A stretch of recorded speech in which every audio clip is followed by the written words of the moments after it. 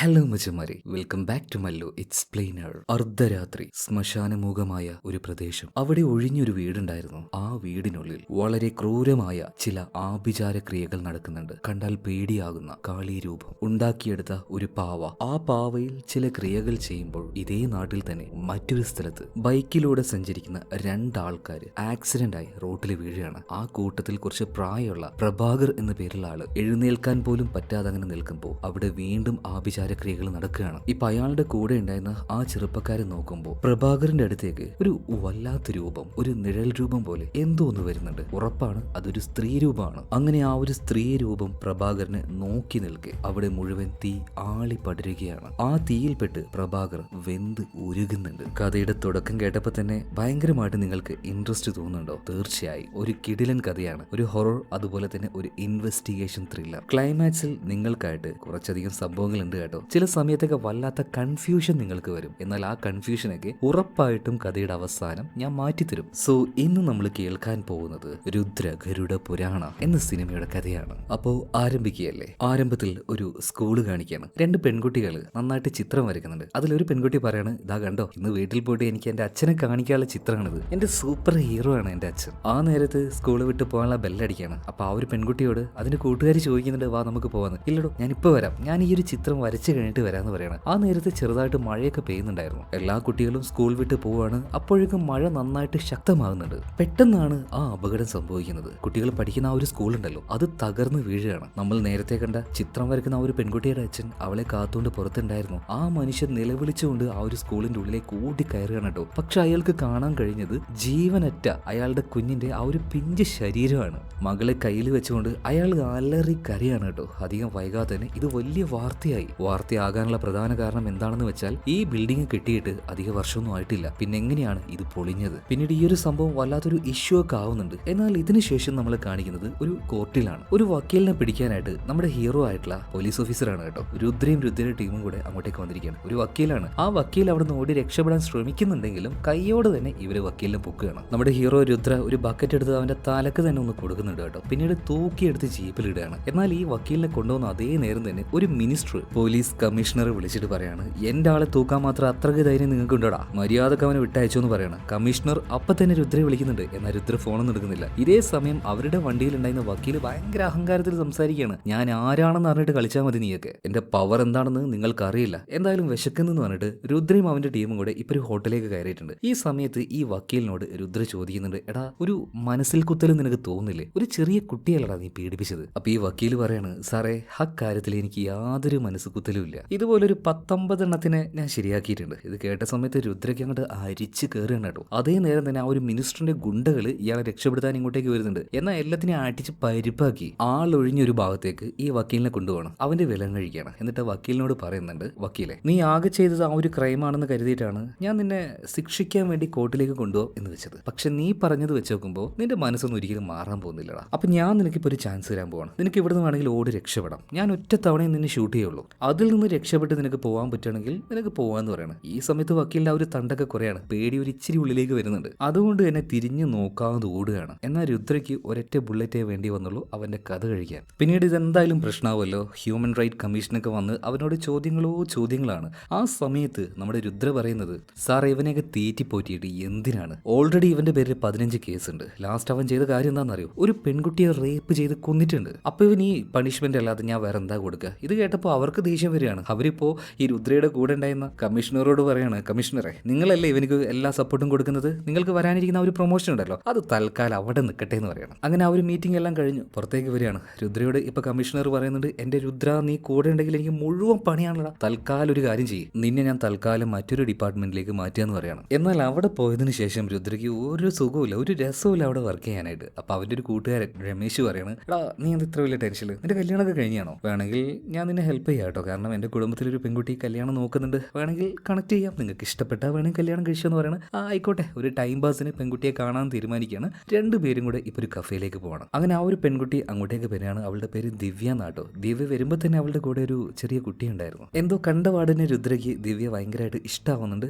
അതിന്റെ കൂടെ തന്നെ അവളോടൊന്ന് സംസാരിച്ചും കൂടെ കഴിഞ്ഞപ്പോൾ ഓക്കെ, പെർഫെക്റ്റ്, എനിക്ക് പറ്റിയ ആൾ തന്നെയാണ്. അപ്പൊ നല്ല അടിപൊളിയായിട്ട് അവളുടെ കൂടെ ഒന്ന് സംസാരിക്കാന്ന് വിചാരിക്കുമ്പോൾ ദിവ്യ പറയാണ്, ഞാൻ ഒന്ന് വാഷ്റൂമിൽ പോയിട്ട് ഇപ്പൊ വരാട്ടോ. ഓക്കെ, ഞാൻ വെയിറ്റ് ചെയ്തോളാന്ന് രുദ്ര രുദ്രയും പറയുന്നുണ്ട്. എന്നാൽ ആ ഒരു സമയത്ത് രുദ്രയ്ക്ക് ഒരു കോള് വരികയാണ്. അവൻ ACP വിളിച്ചിട്ടുണ്ട്, എന്തോ അത്യാവശ്യ കാര്യമാണ്, വേഗം വരണം എന്ന് പറയണേ. പെട്ടെന്ന് തന്നെ ദിവ്യയോട് പറയാതെ തന്നെ രുദ്രയും രമേശും അവിടുന്ന് പോവാണ്. ഇപ്പൊ വാഷ്റൂമിൽ പോയിട്ട് ദിവ്യ വന്ന് നോക്കുമ്പോൾ അവിടെ രുദ്രയെ കാണാനില്ല. അവൾക്ക് ഭയങ്കരമായിട്ട് നെഗറ്റീവ് അടിക്കുകയാണ്. എന്തോ അവളോട് രുദ്രയ്ക്ക് ഇഷ്ടം തോന്നായിട്ടാണ് ഇതുപോലെ പറയാതെ എഴുന്നേറ്റ് പോയത് എന്നൊക്കെ അവൾക്ക് തോന്നുകയാണ് കേട്ടോ. എന്തായാലും ഇതിനുശേഷം കാണിക്കുന്നത് ഒരു വലിയ പൊളിറ്റീഷ്യനെയാണ്. ആളുടെ പേര് ഷെട്ടി എന്നാണ്. ഭയങ്കര പവർഫുൾ ആയിട്ടുള്ള ഒരു പൊളിറ്റീഷ്യനാണ്. ഇയാൾ എവിടെ ചെന്ന് ഇറങ്ങിയാലും പത്രക്കാർ ഇയാളുടെ ചുറ്റും കൂടും. അത്രത്തോളം ഇൻഫ്ലുവൻസ്ഡ് ആയിട്ടുള്ള ഒരാളാണ് കേട്ടോ. അതുപോലെ തന്നെ ഈ ഷെട്ടിയുടെ ഏറ്റവും വലിയ വീക്ക്നെസ് എന്ന് പറഞ്ഞാൽ അത് അയാളുടെ മകൻ മനു ആണ്. മകനോട് ഷെട്ടിക്ക് അത്ര ഇഷ്ടമാണ്. അതുപോലെ തന്നെ ഇപ്പൊ തന്നെ ഒരു യൂറോപ്പ് ട്രിപ്പ് കഴിഞ്ഞ് വന്നിരിക്കുകയാണ്. അതിന്റെ വിശേഷങ്ങളൊക്കെ ചോദിക്കുകയാണ്. മനു എന്ത് ചെയ്താലും അതിനെല്ലാത്തിനും സപ്പോർട്ടായിട്ട് ഷെട്ടി കൂടെ ഉണ്ടാവും. ഇവിടെ സീൻ കട്ടായി വീണ്ടും നമ്മൾ സിനിമയുടെ ആരംഭത്തിൽ കണ്ടതുപോലെ ഒരു ആഭിചാരക്രിയ നടക്കുന്ന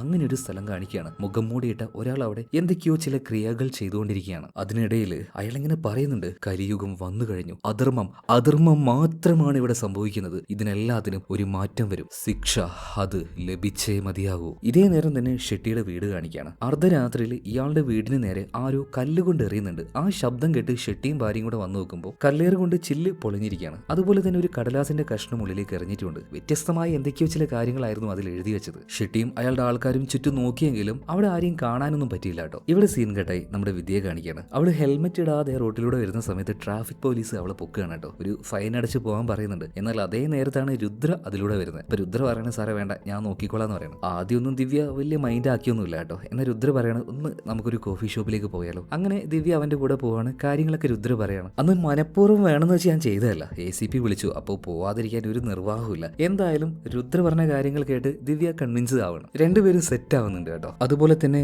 അന്ന് ആ കോഫി ഷോപ്പിൽ ഇരിക്കുമ്പോൾ എന്തിനാണ് രുദ്രയെ ACP വിളിച്ചത് ആ ഒരു കാര്യം ഇപ്പൊ കാണിക്കുന്നുണ്ട്. അതായത് ആ ഒരു പൊളിറ്റീഷ്യൻ ഉണ്ടല്ലോ ഷെട്ടി, അയാളുടെ അരുമ മകൻ മനു അവനെ ആരോ തട്ടിക്കൊണ്ടുപോയിട്ടുണ്ട്. എന്നാൽ ഒഫീഷ്യലി ആ ഒരു കേസ് അന്വേഷിക്കാൻ കഴിയില്ല. അതുകൊണ്ട് തന്നെ ACP രുദ്രയെ വിളിച്ച് ഈ ഒരു കേസ് അവനെ ഏൽപ്പിക്കുകയാണ്. അപ്പൊ രുദ്ര ചോദിക്കുന്നുണ്ട്, സാറേ ഞാനിപ്പോ ഓഫ് ഡ്യൂട്ടിയിലാണ്, ഈ കേസ് ഞാൻ ഏറ്റെടുത്ത് ഇനി തെളിയിച്ചാൽ തന്നെ എനിക്കിത് സർവീസ് റെക്കോർഡിലൊന്നും കിട്ടില്ല, ഞാൻ ഇത് ചെയ്തുകൊണ്ട് എനിക്ക് എന്താണ് ഉപകാരം? ഈ സമയത്ത് ACP പറയാണ്, നീ ആ ഒരു വക്കീലിനെ കൊന്നില്ലേ, ആ ഒരു കേസ് എന്തായാലും നിന്റെ തലയിൽ ഉണ്ടാവില്ല. അതുപോലെ തന്നെ നീ പിന്നീട് ഡിപ്പാർട്ട്മെന്റിലേക്ക് കയറുമ്പോൾ പ്രൊമോഷൻ ഉണ്ടാവും. അപ്പൊ നല്ല വൃത്തിയിൽ തന്നെ ഈ ഒരു കേസ് നീ അന്വേഷിക്കണം. അതായത് പുറത്താരും ഈ ഒരു അന്വേഷണത്തെ കുറിച്ച് അറിയാൻ പാടില്ല. ഈ ഷെട്ടി ഉണ്ടല്ലോ, ഇയാളുടെ മകനെ കാണാതെ എന്നുള്ള വിവരം അയാളുടെ ഓപ്പോസിറ്റ് പാർട്ടി അറിഞ്ഞിട്ടുണ്ടെങ്കിൽ അത് പൊളിറ്റിക്കലി അവർ യൂസ് ചെയ്യാനുള്ള സാധ്യതയുണ്ട്. അതുകൊണ്ടാണ് ഷെട്ടി സാറ് ഈ ഒരു കേസ് അൺഒഫീഷ്യൽ ആയിട്ട് അന്വേഷിക്കാൻ പറഞ്ഞത്. എന്തായാലും രുദ്ര ആ ഒരു കേസ് ഏറ്റെടുക്കുകയാണ്. ഷെട്ടിയുടെ അടുത്തേക്ക് ചെന്ന് സംസാരിക്കുന്നുണ്ട്. എന്നാൽ ഷെട്ടി പറയുന്നത് അദ്ദേഹത്തിന് ആരെയും സംശയമില്ല, മകനും തട്ടിക്കൊണ്ടുപോകാൻ മാത്രമുള്ള ശത്രുത ആരുമായിട്ട് അങ്ങനെ ഇല്ല. പിന്നീട് മനുവിന്റെ അമ്മയോടും ചോദിച്ചു, അവർക്കും ഇതിനെക്കുറിച്ച് വലിയ ധാരണയൊന്നുമില്ല. പിന്നീട് മനു പഠിച്ച ആ ഒരു കോളേജിലേക്ക് പോകണം. അവന്റെ ടീച്ചറോട് തന്നെ കാര്യങ്ങൾ അന്വേഷിക്കുന്നുണ്ട്. അപ്പൊ ടീച്ചർ പറയുന്നത്, മനു കോളേജിലേക്ക് വന്നാൽ തന്നെ ക്ലാസ്സിലേക്ക് കയറാറൊന്നുമില്ല, ഒരു പൊളിറ്റീഷ്യന്റെ മോനല്ലേ, അതിന്റെ ആ ഒരു ഇച്ചിരി അഹങ്കാരമൊക്കെ ഉണ്ട്. അല്ല ഈ കാണാതായ മനു ഉണ്ടല്ലോ, അവന് കൂട്ടുകാരായിട്ടുണ്ടോന്ന് ചോദിച്ചപ്പോൾ ഇപ്പൊ ടീച്ചർ പറയുന്നത്, ആ രണ്ടുപേരുണ്ട്, ഒരു നിതിനും പ്രകാശും. അങ്ങനെ ആ ഒരു നിതിനെയും പ്രകാശിനെയും രുദ്ര വിളിപ്പിക്കുകയാണ്. അവരോട് ചോദിക്കുമ്പോൾ അവർക്കും കൂടുതലായിട്ടൊന്നും അറിയില്ല. കഴിഞ്ഞ കുറച്ച് ദിവസമായിട്ട് പോലീസുകാർ ഇങ്ങനെ വന്ന് അവരോട് കാര്യങ്ങൾ ചോദിക്കുന്നുണ്ട്. ഇപ്പൊ രുദ്ര ഒരു കാര്യം അവരോട് ചോദിക്കുന്നുണ്ട്. അതായത് ഈ ഇടയായിട്ട് മനുവിന്റെ ലൈഫിൽ എന്തെങ്കിലും സംഭവിച്ചായിരുന്നു ചോദിക്കുമ്പോൾ ഇപ്പൊ നിതിനും പ്രകാശും പറയണം, സാറേ നമ്മുടെ കോളേജല്ല മറ്റൊരു കോളേജിലെ ഒരു പെൺകുട്ടിയുണ്ട്, അവളുടെ പേര് കാവ്യ എന്നാണ്. എന്തോ അവളെ കണ്ടപ്പോൾ തന്നെ മനുവിന് വല്ലാത്തൊരു ഇഷ്ടം തോന്നി. പലതവണ പറയാൻ ശ്രമിച്ചെങ്കിലും അവൾ എന്തോ അവനുമായിട്ട് അങ്ങോട്ട് അടുക്കാത്ത പോലെയായിരുന്നു തോന്നിയത്. പിന്നീട് ഒരു ദിവസം പ്രൊപ്പോസ് ചെയ്യാനായിട്ട് അവളുടെ അടുത്തേക്ക് അവൻ പോയ നേരം ഈ കാവ്യയുടെ പിന്നാലെ എപ്പോഴും ശല്യമായിട്ട് ഒരുത്തൻ നടക്കുന്നുണ്ടായിരുന്നു, ഒരു സൈക്കോ ശങ്കർ. അപ്പൊ അവന്റെ ഇഷ്ടം സ്വീകരിച്ചില്ലെങ്കിൽ അവളുടെ മുഖത്ത് ആസിഡ് കൊയ്ക്കുന്നു പറഞ്ഞിട്ട് കാവ്യ ഭയങ്കരമായിട്ട് ആ ഒരു സൈക്കോ ശല്യപ്പെടുത്തുന്നുണ്ടായിരുന്നു. അന്ന് കാവ്യ അവിടെ നിന്ന് രക്ഷപ്പെടുത്തിയത് മനുവായിരുന്നു. അവൻ അവിടെ ഇട്ട് പട്ടിയെ തല്ലുന്ന പോലെ തല്ലി. അതിനുശേഷം രണ്ടുപേരും കുറച്ചുകൂടെ ഒന്ന് അടുത്തു കേട്ടോ. മാത്രമല്ല സാറേ, സ്ഥിരമായിട്ട് അവർ രണ്ടുപേരും ഒരു ബസ്സിൽ കയറി പോവാറുണ്ട്. ആ ബസ്സിന്റെ പേര് 17A അങ്ങനെ എന്തോ ആണ്. മാത്രമല്ല ഇവർ രണ്ടുപേരും ഈ സ്ഥിരമായിട്ട് കയറി പോകുന്ന 17A എന്ന് പറഞ്ഞ ആ ഒരു ബസ് ഉണ്ടല്ലോ, അവസാനമായിട്ട് ഞങ്ങൾ അവനെ കണ്ടതും ആ ഒരു ബസ്സിൽ പോകുന്നതായിട്ടാണ്. ഓക്കെ ശരി എന്ന് പറഞ്ഞിട്ട് ഇപ്പോൾ നിതിനെയും പ്രകാശിനെയും രുദ്ര പറഞ്ഞു വിടുകയാണ്. അതുപോലെ തന്നെ രുദ്രയ്ക്ക് അസിസ്റ്റന്റ് ആയിട്ട് കൂടെ രമേശും ഉണ്ട് കേട്ടോ. അപ്പൊ രമേശിനോട് ആ ഒരു ബസ്സിനെ കുറിച്ച് അന്വേഷിക്കാൻ പറയാണ്. 17A എന്ന് പറഞ്ഞ ആ ഒരു ബസ് ഉണ്ടല്ലോ, അതിനെക്കുറിച്ച് അന്വേഷിക്കാൻ പറയണം. മാത്രമല്ല മനുവിന്റെ ഗേൾ ഫ്രണ്ട് ആയിട്ടുള്ള കാവ്യയെ കുറിച്ച് അന്വേഷിക്കാനായിട്ട് അവള് പഠിച്ച ആ ഒരു കോളേജിലേക്ക് രുദ്ര നേരിട്ട് തന്നെ പോകുന്നുണ്ട്. എന്നാൽ അവിടെ എത്തിയ സമയത്ത് രുദ്ര ആകെ കൺഫ്യൂഷൻ ആവുകയാണ്. ഫുൾ എല്ലാ ഡിപ്പാർട്ട്മെന്റിലും പോയിട്ട് അന്വേഷിക്കുന്നുണ്ട്. കാവ്യ എന്നൊരു പറഞ്ഞ ഒരു പെൺകുട്ടി കോളേജിൽ പഠിക്കുന്നേ ഇല്ല, ഇതിപ്പോ എന്തെങ്ങനെ? അതുപോലെ തന്നെ ആ ബസ്സിനെ കുറിച്ച് അന്വേഷിക്കാനായിട്ട് രുദ്ര അവന്റെ കൂട്ടുകാരനെ വിട്ടായിരുന്നല്ലോ. അപ്പോൾ രമേശ് പോയിട്ട് അന്വേഷിക്കുമ്പോൾ 17A എന്ന് പറഞ്ഞ നമ്പറുള്ള ഒരു ബസ് ഈ ഏരിയയിലൊന്നും ഇല്ല. രമേശ് പറയുന്നത് മനുവിന്റെ ആ രണ്ട് കൂട്ടുകാരുണ്ടല്ലോ, നിതിൻ പ്രകാശ്, രണ്ടുപേരും നമ്മൾ ഈ ഒരു കേസിൽ നിന്ന് വഴി തിരിച്ചു വിടാനാണ് നോക്കുന്നതെന്ന് തോന്നുന്നുണ്ട് സാറേ. ഓക്കെ നീ എന്തായാലും ഫോൺ വെക്ക്, ഞാൻ മറ്റൊരാളുടെ അടുത്തേക്ക് പോട്ടെ എന്ന് പറഞ്ഞിട്ട് ഈ കാവ്യ സ്ഥിരമായിട്ട് ശല്യപ്പെടുന്ന ഒരു സൈക്കോ ശങ്കർ ഉണ്ടായിരുന്നില്ലേ, അവന്റെ കൂട്ടുകാരുടെ അടുത്തേക്ക് പോവാണ്. എവിടാ ശങ്കർ ശങ്കർ എവിടെയെന്ന് ചോദിക്കുന്നുണ്ട്. ആദ്യം അവന്മാരൊരു ഇച്ചിരി മുട കാണിച്ച് അറിയാലോ, നല്ല മുട തിരിച്ചു കാണിക്കും. രുദ്ര രണ്ടെണ്ണത്തിനിട്ട് വരട്ടിയിടുകയാണ്. എന്നിട്ട് ശങ്കറിനെ ഇങ്ങോട്ടേക്ക് വരുത്തിക്കാൻ വേണ്ടി പറയണം. ആ സമയത്ത് ആ ചെറുക്കൻ പറയുന്നത്, എന്റെ പൊന്നു സാറേ, നിങ്ങൾ ഇനി എന്നെ എത്ര തല്ലിയിട്ടും കാര്യമില്ല, അവൻ ഇങ്ങോട്ടേക്ക് കൊണ്ടുവരാൻ പറ്റില്ല, കാരണം 2 വർഷം മുന്നേ അവൻ മരിച്ചുപോയി എന്ന് പറയാണ്. ഇത് കേട്ടപ്പോ രുദ്ര വീണ്ടും ഷോക്കാവുകയാണ്. മരിച്ചുപോയെന്നോ? അപ്പൊ എന്തെവിടെ ഈ സംഭവിക്കുന്നത്? എന്തായാലും ഇങ്ങനെ ഒരു സംഭവം വന്നു കഴിഞ്ഞാൽ ആദ്യം തന്നെ സംശയം തോന്നുന്നത് ഇവർക്ക് ഈ ഒരു മൊഴി കൊടുത്ത ഈ കാര്യങ്ങളൊക്കെ പറഞ്ഞ നിതിനെയും പ്രകാശിനെയല്ലേ. അപ്പൊ നിതിനെയും പ്രകാശിനെയും വിളിച്ച് ചോദിക്കുന്നുണ്ട്, എടാ നിങ്ങൾ എന്താ ഞങ്ങളെ കളിപ്പിക്കാൻ നോക്കുകയാണോ? പോലീസിനോട് നിങ്ങളുടെ കളി വേണ്ടാന്ന് പറയാണ്. ആ സമയത്ത് നിതിൻ പ്രകാശ് രണ്ടുപേരെയും കണ്ടറിയാം, പാവം ചെറുക്കന്മാരാണ്. അവര് പറയുന്ന, സാറേ സത്യം ഞങ്ങൾ പറഞ്ഞത്, ഞങ്ങൾ കണ്ട കാര്യം പറഞ്ഞു എന്നേ ഉള്ളൂ. രുദ്രയ്ക്കും അവര് കാണുന്ന സമയത്ത് അവർ നുണ പറയുന്നതായിട്ട് തോന്നുന്നില്ല. എന്തായാലും അവരോട് ഇപ്പൊ പൊയ്ക്കുമെന്ന് പറയാണ്. പിന്നീട് രുദ്ര അങ്ങോട്ടേക്ക് ഒരു ന്യൂസ് റിപ്പോർട്ടർ വിളിക്കുന്നുണ്ട്. അതായത് പല ഏരിയയിലേക്കും പോയിട്ട് പല കവർ സ്റ്റോറിയും കാര്യങ്ങളൊക്കെ ഉണ്ടാക്കുന്ന ഒരാളാണ്. പ്രദീപ് എന്ന പേര്. ഈ പ്രദീപ് ഇപ്പോൾ രുദ്രയുടെ അടുത്തേക്ക് വന്നിട്ടുണ്ട്. പ്രദീപിനോട് രുദ്ര ഒരു ജോലി ചെയ്യാൻ പറഞ്ഞിട്ടുണ്ടായിരുന്നു. അതായത് മനുവിന്റെ അച്ഛനുണ്ടല്ലോ, ആ ഒരു പൊളിറ്റീഷ്യൻ ഷെട്ടി, അയാളുടെ സകലമാന ഹിസ്റ്ററിയും തപ്പിയെടുക്കാൻ പറഞ്ഞിട്ടുണ്ട്. പ്രദീപ് എന്തായാലും അവന് കിട്ടിയ ആ ഒരു ജോലി നന്നായിട്ട് ചെയ്തിട്ടുണ്ട് കേട്ടോ. ഷെട്ടിയുടെ പല ഹിസ്റ്ററിയും പല കഥകളും തപ്പിയെടുത്തിട്ടുണ്ട്. ഇയാൾ ആദ്യമേ തന്നെ ഒരു വലിയ ഫാമിലിയുടെ ഭാഗമൊന്നുമല്ല, പെട്ടെന്ന് എന്തൊക്കെയോ ചില കളികളിലൂടെ ഉയർന്നു വന്ന ആളാണ്. ഇയാളുടെ ഫാമിലി ഹിസ്റ്ററി നോക്കുമ്പോൾ ഒരുപാട് പഴയ ഫാമിലി ഒന്നുമല്ല, എന്തൊക്കെയോ വേണ്ടാത്ത കാര്യങ്ങൾ ചെയ്തിട്ടാണ് ഷെട്ടി ഇപ്പൊ ഇന്നത്തെ നിലയിലേക്ക് എത്തിയത്. ഇയാൾക്ക് ലീഗലായിട്ടും ഇല്ലീഗലായിട്ടും കാര്യങ്ങൾ ചെയ്തു കൊടുക്കാനായിട്ട് 2 ആൾക്കാരുണ്ട്. ഒരു വക്കീലും അതുപോലെ തന്നെ മറ്റൊരു ലോക്കൽ റൗഡിയും. അയാളുടെ പേര് പ്രഭാകരൻ എന്നാണ്. ഇതേ പ്രഭാകരാണ് സിനിമയുടെ ആരംഭത്തിൽ തീ കത്തി മരിച്ചുപോയത്. പക്ഷെ എന്തിനാണ് രുദ്ര ഷെട്ടിയെ കുറിച്ച് ഇത്ര ഡീറ്റെയിൽ ആയിട്ട് അന്വേഷിക്കുന്നത്? ഇയാളുടെ മകനെയല്ലേ കാണാതായത്, അപ്പോൾ ആ വഴിക്കല്ലേ പോകേണ്ടത്. അതായത് ഷെട്ടിയുടെ ആ ഒരു പൂർവ്വകാല ചരിത്രം അറിഞ്ഞാലല്ലേ ഇയാൾക്ക് ആരൊക്കെ ശത്രുക്കളായിട്ടുണ്ട് എന്ന് അറിയാൻ പറ്റുള്ളൂ. അപ്പൊ ഒന്നുകൂടെ അന്വേഷിച്ചപ്പോൾ പ്രദീപ് എന്ന് പറഞ്ഞ ഈ റിപ്പോർട്ടർക്ക് മറ്റൊരു വിവരം കൂടെ കിട്ടി. ഒരു എഞ്ചിനീയർ രംഗനാഥ് പബ്ലിക്കായിട്ട് തന്നെ ഷെട്ടിയെ ചെരുപ്പ് ഊരി അടിച്ചിട്ടുണ്ട്. സോ ആ രംഗനാഥിനെ കാണാനായിട്ട് രുദ്രയും ടീമും കൂടെ അങ്ങോട്ടേക്ക് ചെല്ലുകയാണ്. അതായത് രംഗനാഥിന്റെ ഇടയിലുള്ള ഷെട്ടിയുടെ ആ ഒരു പ്രശ്നം അറിയാൻ വേണ്ടിയിട്ട്. രംഗനാഥ് എന്തോ ഒരു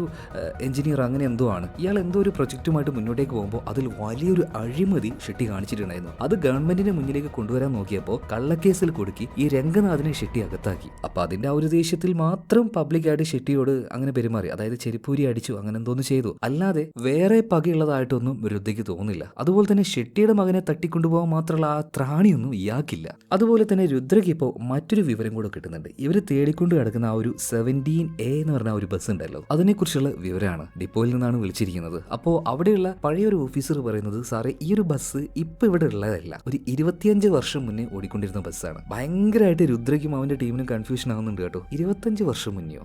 ഇതിപ്പോ എന്തത്? ആകെ കൂടെ ഒരുമാതിരി അവിയല് പരിവാവുന്നുണ്ടല്ലോ ഈ ഒരു കേസ്. എവിടെ തുടങ്ങിയത്, എവിടേക്കൊക്കെയാ പോന്നേ? ഇതിനുശേഷം ഷെട്ടിയെ കാണിക്കുന്നുണ്ട്. മകനെ കാണാത്ത ആ ഒരു ടെൻഷനിലാണ് ആളിരിക്കുന്നത്. ഇപ്പോൾ പാർട്ടിയിലൊന്നും ശ്രദ്ധിക്കാനേ പറ്റുന്നില്ല. ആ നേരത്തെ ഇയാളുടെ ഫോണിലേക്ക് ഒരു വീഡിയോ കോൾ വരുന്നുണ്ട്. മുഖം മൂടിയിട്ട് ഒരു വല്ലാത്ത രൂപം. എന്നാൽ ആ ആള് ഈ ഷെട്ടിയോട് സംസാരിക്കുമെന്നല്ലേ ചെയ്യുന്നത്. മറ്റെന്തൊക്കെയോ ചില കാര്യങ്ങൾ, എന്തൊക്കെയോ മന്ത്രവാക്യങ്ങൾ ഉച്ചരിക്കുകയാണ്. അമേധമെതി ഭൂതദ്രോഹണ കേവലം സുകുടുംബ ഏകദിന പ്രപുഷ്ടനധേ ജീവിത അശ്വമേധ രാണവേദന നിശാപതേ.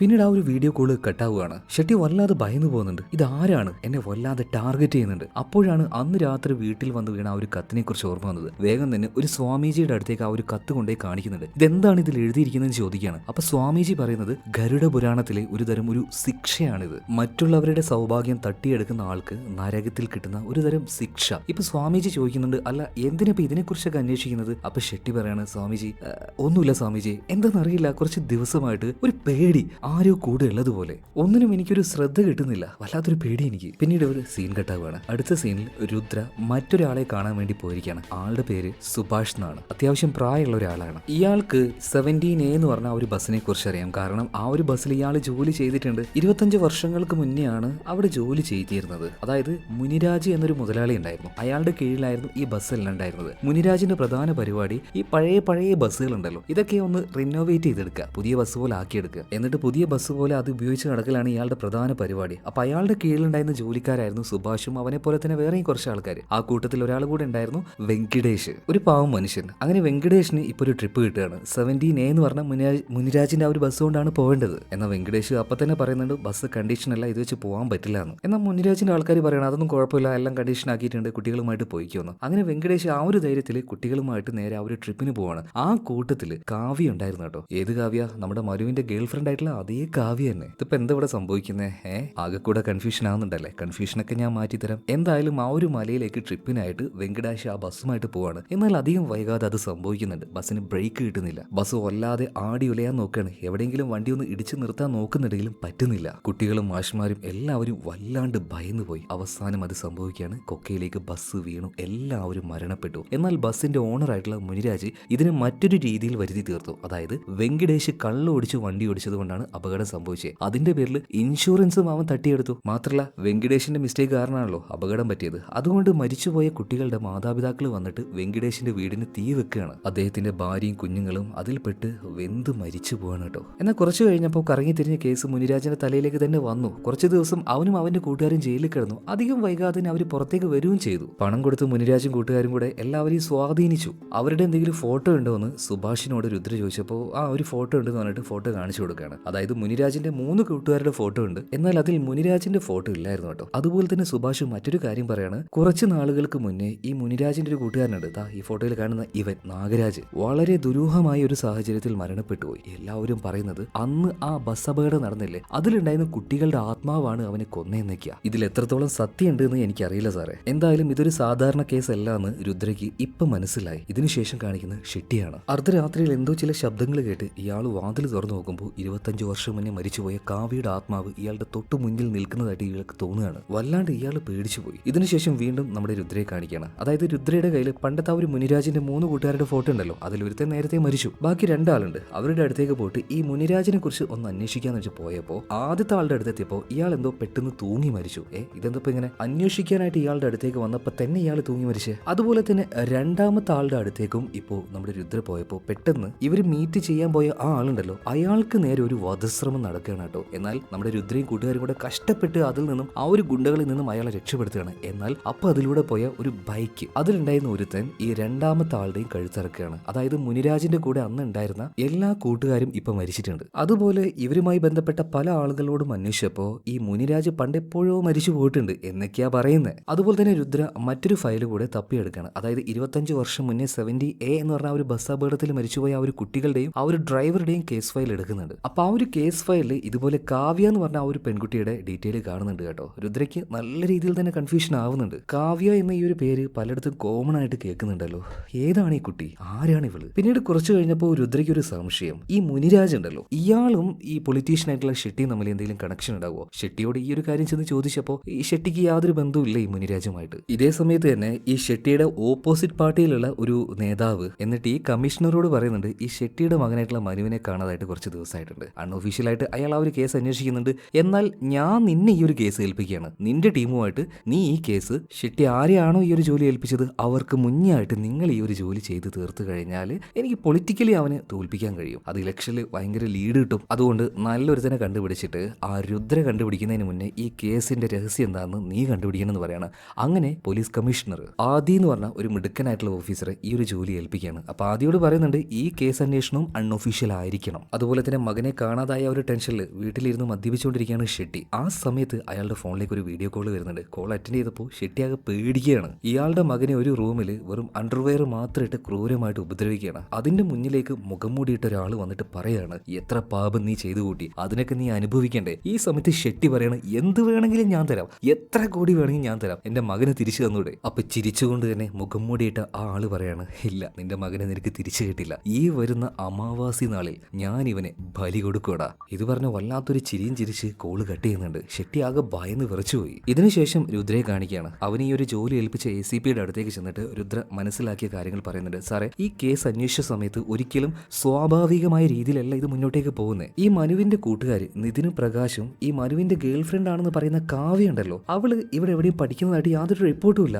അതുപോലെ തന്നെ 25 വർഷങ്ങൾക്ക് മുന്നേ നടന്ന ഒരു ബസ് അപകടം, ആ ബസ് അപകടത്തിൽപ്പെട്ട് ഈ പെൺകുട്ടി മരിച്ചിട്ടുണ്ട്. എന്തോ ഇതെല്ലാം പരസ്പരം അങ്ങോട്ടും ഇങ്ങോട്ടും കണക്ട് ആയെന്നാണ് എനിക്ക് തോന്നുന്നത്. ഇത് കേട്ടപ്പോൾ ACP പറയാണ് രുദ്ര, നിനക്ക് എന്താ ലോജിക്കില്ലേ? ഏത് നൂറ്റാണ്ടിലാണ് നീയൊക്കെ ജീവിക്കുന്നത്? ഒരു ആത്മാവ് വന്ന് ഈ ആത്മാവ് ഷെട്ടിയോടും കുടുംബത്തിനോടും പ്രതികാരം ചെയ്യുന്നു എന്നൊക്കെയാണോടാ നീ പറയുന്നത്? എന്തൊരു അസംബന്ധമാണ്. അപ്പൊ ഭയങ്കര കൂളായിരുന്നു രുദ്ര പറയണത്. സാറേ, ഞാൻ ഒരാളെ ഇങ്ങോട്ടേക്ക് വിളിപ്പിക്കട്ടെ, അയാൾക്കും ചില കാര്യങ്ങൾ പറയാനുണ്ട്. അങ്ങനെ രുദ്ര ഈ ഷെട്ടിയെക്കുറിച്ച് അന്വേഷിക്കാനായിട്ടൊരു പത്രക്കാരനെ ഏൽപ്പിച്ചായിരുന്നല്ലോ, പ്രദീപ് അങ്ങോട്ടേക്ക് വന്നിട്ട് അവൻ്റെതായിട്ടുള്ള ഒരു എക്സ്പീരിയൻസ് പറയണം. സാറേ, കുറച്ച് നാളുകൾക്ക് മുന്നേ സ്ഥിരമായിട്ട് ഞാനൊരു പാലത്തിന്റെ മുകളിലൂടെ യാത്ര ചെയ്ത് പോകാറുണ്ട് ഈ റിപ്പോർട്ടിങ്ങിന്റെ ആവശ്യത്തിനായിട്ട്. കൊല്ലാനായിട്ട്. അപ്പൊ ഞാൻ അവിടെ വെച്ച് ഒരാളെ പരിചയപ്പെട്ടു കേട്ടോ. സ്ഥിരമായിട്ട് അതിലൂടെ പോകുന്നതുകൊണ്ട് തന്നെ അയാളുടെ ജോലി സ്ഥലത്തേക്ക് ഞാൻ തന്നെയാണ് അയാളെ ഡ്രോപ്പ് ചെയ്തത്. ഒരു ദിവസം എന്റെ മുഖത്തെ വിഷമം കണ്ടപ്പോൾ ആ ആള് ചോദിക്കുകയാണ്, സാറിന് എന്താ പറ്റിയ, എന്താ വിഷമം? ഞാൻ പറഞ്ഞു, നല്ല വാർത്തകളൊന്നും കിട്ടുന്നില്ല, അതുകൊണ്ട് ജോലിയൊന്നും നല്ല രീതിയിൽ മുന്നോട്ടേക്ക് പോകുന്നില്ല. ആ സമയത്ത് ആ ആളെന്നെ കൂട്ടിക്കൊണ്ട് ഒരു ബാറിലേക്ക് പോയി. ഒരു 3 ആൾക്കാരെ കാണിച്ചു തന്നു. എന്നിട്ട് പറയണ്, അവരുടെ കൂടെ കമ്പനി ആയിക്കോ, എനിക്ക് ആവശ്യമുള്ള എല്ലാ വാർത്തകളും കിട്ടും.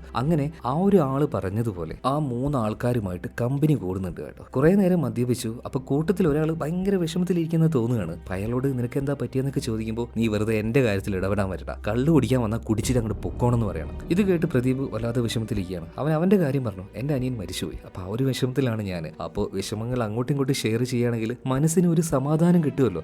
അത് വെച്ച് ചോദിച്ചെന്നേ ഉള്ളൂ, സോറി, ക്ഷമിക്കണം എന്ന് പറയണം. ഇപ്പൊ ആ കള്ളു കുടിച്ചുകൊണ്ടിരിക്കുന്ന ആള് പറയണേ, കുഴപ്പമൊന്നുമില്ലടോ, എനിക്ക് എന്റെ ഉള്ളിൽ വല്ലാത്തൊരു വിഷമമുണ്ട്. അതായത് എനിക്കൊരു കൊട്ടേഷൻ കിട്ടി ഒരാളെ കൊല്ലാനായിട്ട്. ഒരു സയന്റിസ്റ്റ് ആണ്. അയാളെ കൊല്ലാനായിട്ട് ഞാൻ അയാളുടെ വീട്ടിലേക്ക് പോയി. ഞാൻ അയാളെ കൊന്നു. പക്ഷേ പെട്ടെന്ന് അങ്ങോട്ടേക്ക് വന്ന മകളെ, ഒരു ചെറിയ കുട്ടിയാണ്, എനിക്ക് അവളെയും കൊല്ലേണ്ടി വന്നു. ആ ഒരു പെൺകുട്ടിയെ കാണുമ്പോൾ എനിക്ക് എന്റെ മോളെ തന്നെ ഓർമ്മ വരുന്നത്. ഇത്ര ദിവസം കഴിഞ്ഞിട്ട് മനസ്സിൽ നിന്ന് അതങ്ങ് പോകുന്നില്ല. ഇത് കേട്ട് പ്രദീപാകെ ഞെട്ടിപ്പോയി. അല്ല, അപ്പൊ പോലീസ് നിങ്ങൾ അറസ്റ്റ് ചെയ്തിട്ടില്ലേ? അപ്പൊ ആള് പറയാണ്, തെളിവ് കിട്ടിയാലല്ലേ അറസ്റ്റ് ചെയ്യുള്ളൂ, ഇന്ന സ്ഥലത്ത് ഞാൻ അവരെ സേഫ് ആയിട്ട് കുഴിച്ചു മൂടി എന്ന് പറയാണ്. ആ ഒരു കാര്യം പ്രദീപ് നേരെ പോലീസുകാരോട് പോയി പറഞ്ഞു. പോലീസ് അങ്ങോട്ടേക്ക് വന്ന് അവിടുന്ന് ആ ഒരു ശവം തോണ്ടിയെടുത്തു. എന്നിട്ട് ഈ 3 റൗഡികളെയും അറസ്റ്റ് ചെയ്യാണ്. മാത്രമല്ല മറ്റൊരു കാര്യം കണ്ട് പ്രദീപ് ഞെട്ടിപ്പോയി. അതായത് ഈ മരിച്ച ആൾ ആരാണ്, അയാളുടെ ആ ഒരു ഫോട്ടോ കണ്ടപ്പോൾ, അതായത് ആ ഒരു സയന്റിസ്റ്റ് ഉണ്ടല്ലോ, ആ സയന്റിസ്റ്റ്, അയാളെ പ്രദീപ് മുന്നേ കണ്ടിട്ടുണ്ട്. സ്ഥിരമായിട്ട് ആ ഒരു പാലത്തിൽ വെച്ച് അയാളെ കാണുന്ന ആ ആളുണ്ടല്ലോ, ആ ആള് തന്നെ. അതൊരു മനുഷ്യരായിരുന്നില്ല, അന്ന് മരിച്ചുപോയി ആ ഒരു സയന്റിസ്റ്റിന്റെ ആത്മാവായിരുന്നു. എന്നും അതിലൂടെ പോകുന്ന പ്രദീപുമായിട്ട് ആ ഒരു ആത്മാവ് കമ്പനിയായി ഒരു ഫ്രണ്ട്ഷിപ്പ് ഉണ്ടാക്കി. എന്നിട്ട് അവനെ വെച്ച് തന്നെ, അവനെ കൊണ്ട് തന്നെ ആ ഒരു കേസ് തെളിയിപ്പിച്ചു. അതായത് ഈ ഒരു കേസിലൂടെ പ്രദീപും അതുപോലെ തന്നെ രുദ്രയും പറയാൻ ശ്രമിക്കുന്നത്, ചില കേസുകളിൽ അമാനുഷികമായ ചില കാര്യങ്ങൾ ഇങ്ങനെ നടക്കാറുണ്ട്.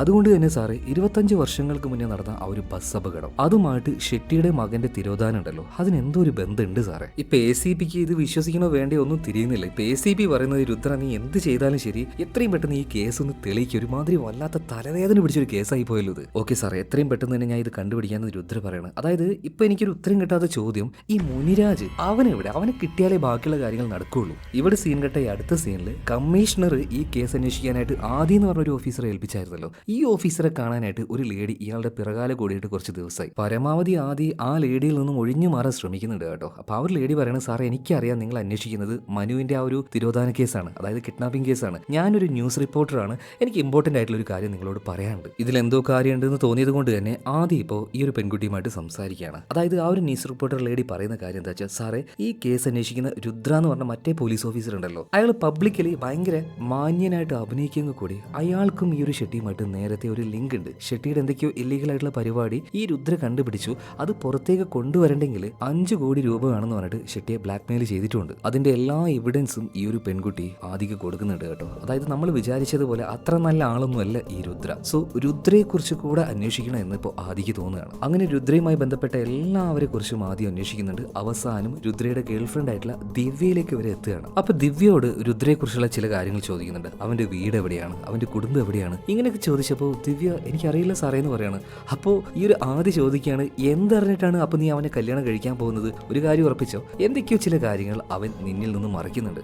ഒന്നുമില്ല എന്ന് പറഞ്ഞിട്ട് ദിവ്യ ഒഴിഞ്ഞു മാറുകയാണ്. എന്നാൽ അവളുടെ കൂട്ടുകാർ തന്നെ ദിവ്യയോട് പറയുന്നുണ്ട്, നീ എന്തറിഞ്ഞിട്ട് ദിവ്യയെ, അവന്റെ കുടുംബക്കാരാരാണ്, അച്ഛനും അമ്മയും ആരാണ്, എന്തെങ്കിലും നിനക്കറിയോ? ഇപ്പൊ വന്നുപോയി ആ ഒരു പോലീസുകാരൻ പറഞ്ഞതിൽ കാര്യമില്ലേന്ന് പറയണം. അങ്ങനെയൊക്കെ കൂട്ടുകാരെയും പറഞ്ഞപ്പോൾ ദിവ്യക്കും ആ കൺഫ്യൂഷൻ ആവുകയാണ്. ശരിയാണല്ലോ, രുദ്ര അതിനെക്കുറിച്ചൊന്നും ഇതുവരെയായിട്ട് പറഞ്ഞിട്ടില്ലല്ലോ. ഇതിനുശേഷം ആദ്യം കാണിക്കുകയാണ്. അതായത് ആദ്യം കണ്ടിന്യൂസ് ആയിട്ട് ഷെട്ടിയുടെയും അതുപോലെ തന്നെ രുദ്രയുടെ പിന്നാലെയുണ്ട്. അതുപോലെ തന്നെ ഷെട്ടിയുടെ ഫോണിലേക്ക് വന്ന ഒരു ഫോൺ കോള് ഇപ്പോൾ ആദ്യം ടാപ്പ് ചെയ്തിട്ടുണ്ട്. അപ്പൊ അതിൽ ഷെട്ടിയോട് ഷെട്ടിയുടെ മകനായിട്ടുള്ള മനുവിനെ തട്ടിക്കൊണ്ടുപോയ ആ ആള് സംസാരിക്കുകയാണ്. അതായത് 1 കോടി രൂപ വേണം, അതുപോലെ ആ ഒരു കാശ് കൊണ്ടുവരേണ്ടത് നിങ്ങളുടെ ഭാര്യ ആയിരിക്കണം, ഞാൻ വിളിച്ചു പറയും, അപ്പൊ ആ ഒരു സ്ഥലത്തേക്ക് വന്നാൽ മതി എന്നാ പറയുന്നത്. അപ്പോൾ ഈ ആദ്യം ചോദിക്കുകയാണ് കമ്മീഷണറോട്, സാറേ ഈ ഷെട്ടിയുടെ ഭാര്യ പണവുമായിട്ട് പോകുമ്പോൾ ഞാൻ അവരെ ഫോളോ ചെയ്തോട്ടെ എന്ന്. എന്നാൽ കമ്മീഷണർ പറയുന്നത് അൺഒഫീഷ്യൽ ആയിരിക്കണം, ഒഫീഷ്യലായിട്ട് എനിക്ക് നിനക്ക് സപ്പോർട്ട് ചെയ്യാൻ പറ്റില്ല. ആദ്യം പറയാണ്, അതൊന്നും കുഴപ്പമില്ല സാറേ, ഞാൻ നോക്കിക്കോളാം എന്ന് പറയാണ്. അങ്ങനെ ഷെട്ടിയുടെ ഭാര്യ ആ ഒരു കാശുമായിട്ട് പോകുന്ന ദിവസം കറക്റ്റായിട്ട് ഇവർ കണ്ടുപിടിച്ച് അവരുടെ പിന്നാലെ ഫോളോ ചെയ്യുന്നുണ്ട്. ഷെട്ടിയുടെ ഭാര്യ ഇപ്പോൾ ഒരു ട്രെയിനിലേക്ക് കയറുകയാണ്. അവരുടെ പിന്നാലെ തന്നെ ആദ്യം ടീമുണ്ട്, അതും യൂണിഫോമിലല്ല മഫ്തിയിലാണ്. എന്നാൽ ട്രെയിൻ മുന്നോട്ടേക്ക് പോകാൻ തുടങ്ങിയ സമയത്ത് ഷെട്ടിയുടെ ഭാര്യയുടെ ഫോണിലേക്ക് ഒരു കോള് വരികയാണ്. കറക്റ്റ് ഒരു സ്ഥലത്തേക്ക് എത്തിയപ്പോൾ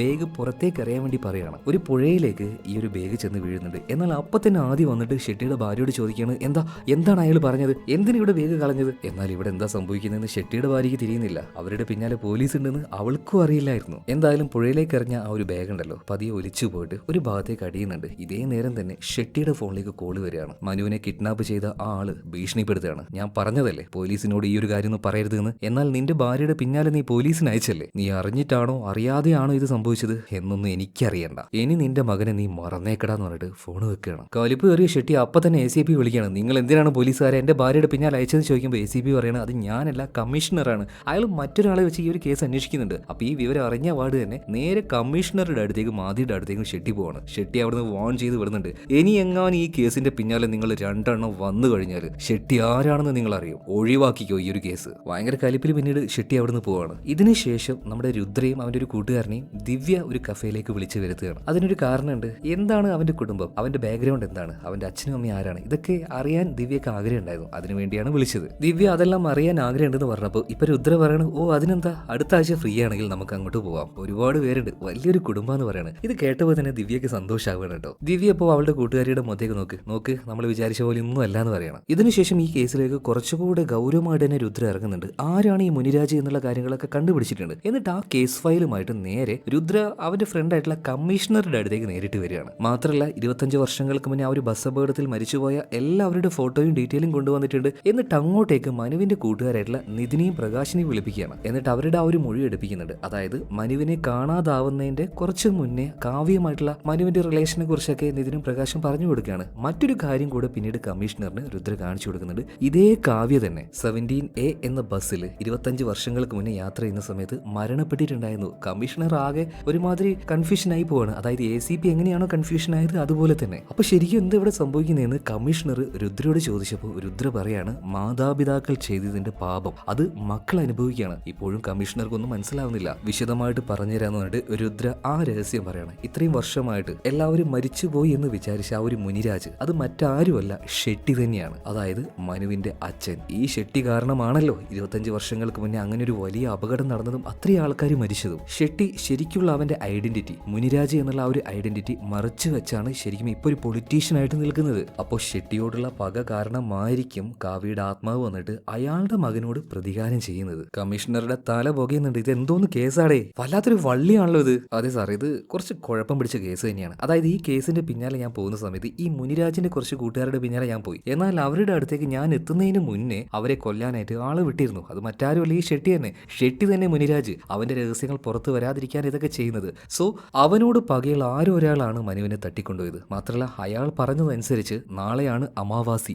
നാളെയാണ് മനുവിനെ ബലി കൊടുക്കാൻ പോകുന്നത്. ഇത് കേട്ടപ്പോൾ കമ്മീഷണർ പറയാണ് രുദ്ര നിനക്ക് എന്ത് പവർ വേണമെങ്കിലും ഉപയോഗിക്കാം, ഒഫീഷ്യലി നീ ഈ കേസിലേക്ക് ഇറങ്ങ്, എങ്ങനെയെങ്കിലും ആ ഒരു ചെറുക്കനെ രക്ഷപ്പെടുത്തുമെന്ന് പറയാണ്. രുദ്ര പറയാണ് തീർച്ചയായിട്ടും സാറേ, ഇത്രയും കാലം അൺഒഫീഷ്യൽ ആയിട്ടാണ് കേസ് അന്വേഷിച്ചത്, ഇനി ഒഫീഷ്യലായിട്ട് തന്നെ ഇതിലേക്ക് കടന്നേ മതിയാവുള്ളൂ. ഇതിനുശേഷം ഷെട്ടിയുടെ വീട്ടിലാണ് കാണിക്കുന്നത്. അയാളുടെ വീട്ടിലേക്ക് ഇപ്പോൾ ഒരു പാർസൽ വന്നിട്ടുണ്ട്. ഷെട്ടിയുടെ ഭാര്യ പോയിട്ട് അത് തുറന്നു നോക്കിയപ്പോൾ മനുവിന്റെ വസ്ത്രങ്ങളായിരുന്നു. അതിന്റെ കൂട്ടത്തിൽ ഒരു കത്തും ഉണ്ടായിരുന്നു, ഭയപ്പെടുത്തുന്ന ഒരു കത്ത്. അപ്പൊ തന്നെ ഷെട്ടിയുടെ ഫോണിലേക്ക് ഒരു കോഡ് വരുന്നുണ്ട്. മനുവിന്റെ അമ്മ കിടന്ന് കരച്ചിലാണ്.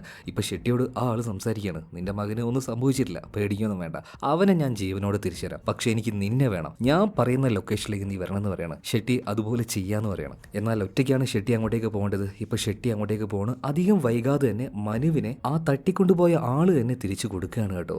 ആകെ അവശനായിട്ട് വല്ലാത്തൊരു അവസ്ഥയിലായിരുന്നു. പിന്നീട് മനുവിനെ വീട്ടിലെത്തിക്കുന്നുണ്ട്. ഈ ഒരു കാര്യം അറിഞ്ഞ് അങ്ങോട്ടേക്ക് രുദ്രയും വരുന്നുണ്ട്. പക്ഷെ രുദ്ര നോക്കുമ്പോൾ ഷെട്ടി അവിടെ കാണാനില്ല. ഇയാൾ എവിടെ പോയി ചോദിക്കുമ്പോൾ ഷെട്ടിയുടെ ഭാര്യ ഉരുണ്ട് കളിക്കുകയാണ്, ഒന്നും പറയുന്നില്ല. പിന്നീട് രാത്രി ആയപ്പോൾ ഷെട്ടിയുടെ ഭാര്യ തന്നെ രുദ്രയെ വിളിച്ചിട്ട് പറയാണ് ആ സമയത്ത് എനിക്ക് നിങ്ങളോട് പറയാൻ പറ്റാഞ്ഞിട്ടാണ്, എന്റെ മകൻ തിരിച്ചു വന്നത് ഇതുപോലെ ഷെട്ടി ഒറ്റയ്ക്ക് ഒരു സ്ഥലത്തേക്ക് പോകണമെന്ന് പറഞ്ഞപ്പോഴാണ്. അയാളുടെ ഫോൺ കൊണ്ടുപോയാൽ പോലീസുകാർ ട്രേസ് ചെയ്യുമെന്ന് കരുതിയിട്ട് എന്റെ ഫോണുമായിട്ടാണ് ഷെട്ടി ഇവിടുന്ന് പോയതെന്ന് പറയുന്നത്. വേഗം തന്നെ രുദ്ര ഷെട്ടിയുടെ ഭാര്യയുടെ ഫോണിനെ ട്രേസ് ചെയ്യാൻ വേണ്ടി പറയാണ്. അതായത് ആ ഫോണുമായിട്ടാണല്ലോ അയാൾ പോയിട്ടുള്ളത്. ഏതോ ഒരു ഒഴിഞ്ഞ മലയോര പ്രദേശത്തേക്കാണ് ഇപ്പൊ അയാൾ പോയിക്കൊണ്ടിരിക്കുന്നത്. ഇപ്പോൾ ഷെട്ടിയെ കാണിക്കാണ്. പെട്ടെന്ന് അയാളുടെ മുന്നിലേക്ക് ഒരു പെൺകുട്ടിയുടെ രൂപം വരുന്നുണ്ട്. ഏകദേശം കണ്ടാൽ കാവ്യയെ പോലെ തന്നെയുണ്ട്. പെട്ടെന്ന് ആ ഒരു കാറ് അവിടെ വെച്ച് ആക്സിഡന്റ് ആവുകയാണ്. പിറ്റേ ദിവസം രാവിലെ തന്നെ ഈ ഒരു ലൊക്കേഷൻ ട്രേസ് ചെയ്തുകൊണ്ട് അങ്ങോട്ടേക്ക് രുദ്രയും അവന്റെ ടീമും കൂടെ എത്തുകയാണ് കേട്ടോ. മലയുടെ മുകളിൽ നിന്ന് താഴേക്ക് വീണ കാറ് ഇവർക്ക് കിട്ടിയിട്ടുണ്ട്. പക്ഷേ അതിൽ ഷെട്ടിയുടെ ബോഡി ഉണ്ടായിരുന്നില്ല. എങ്ങനെയാണ് ഈ അപകടം സംഭവിച്ചതെന്ന് ചോദിച്ചപ്പോൾ പോലീസുകാർ പറയണം സാറേ ഇവിടെ അടുത്തൊരു ചായക്കടക്കാരനുണ്ട്, അയാൾ പറയുന്നത് ഒരു വലിയ ബസ് വന്ന് ഇടിച്ചു എന്നാണ്. പിന്നീട് ആ ഒരു ചായക്കടക്കാരന്റെ അടുത്തേക്ക് ചെന്ന് തന്നെ